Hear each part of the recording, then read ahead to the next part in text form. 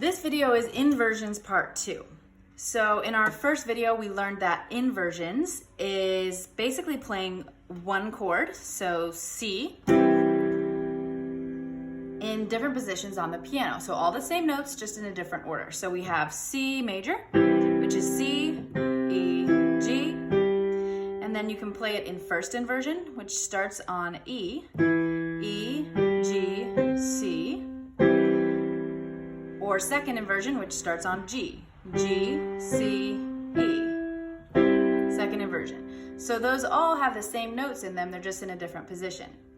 So technically speaking, this video is about part 2 of inversions, which is the idea that you can keep the same chord in the right hand, same inversion in the right hand.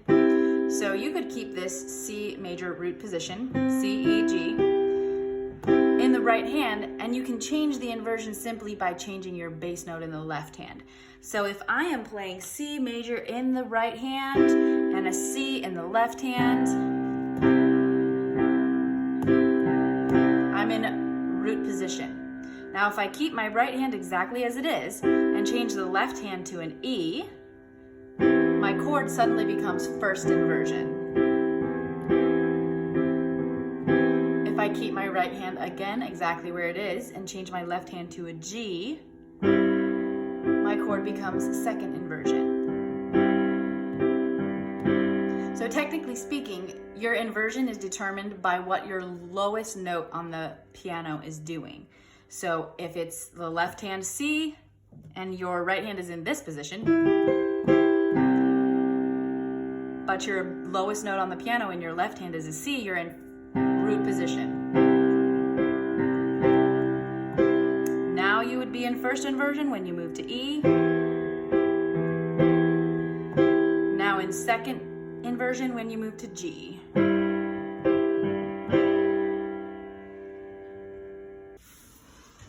So an example of where this happens in real time in real music is in the song the Beatles song Let It Be. So here's how that song goes, and then I'll break it down and show you where those inversions happen. So we have let it be, let it be, let it be, let it be. Whisper words of wisdom, let it be.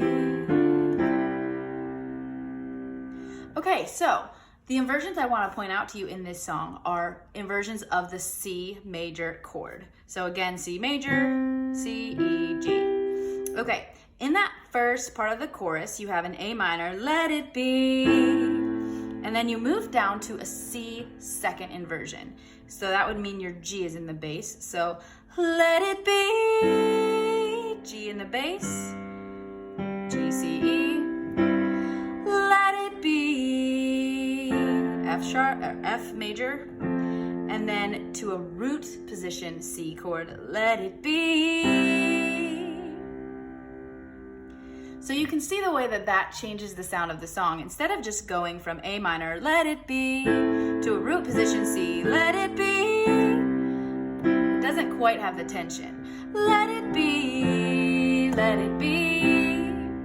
versus using that inversion. Let it be, let it be, let it be, let it be. By using that inversion, you create that nice walking down tension. Now, another spot where that happens is you have two other inversions of C that happen in the walk down after the last word of the chorus. Whisper words of wisdom, here it comes, let it be, walk down.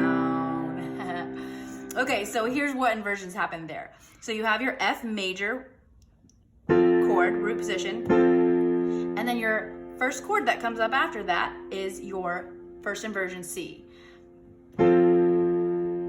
with that E in the bass. Then a D minor, and then a root position C, because your C is in the bass. So F major, first inversion C, D minor,